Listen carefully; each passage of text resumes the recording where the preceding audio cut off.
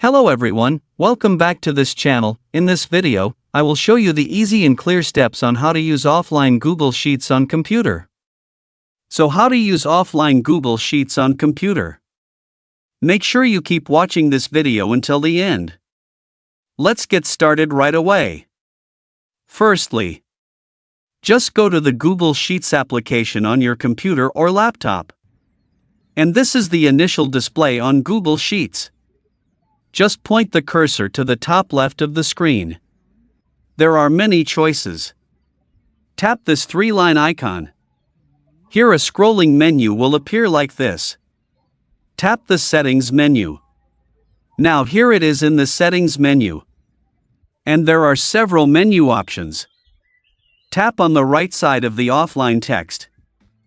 When finished, tap OK. The function of Google Sheet Offline allows users to edit and save spreadsheets without the internet. Changes will be automatically synchronized when online, ensuring efficient work and safe data. So that's it, tutorial how to use offline Google Sheets on computer. Thank you for watching. I hope this video is useful. See you in the next video.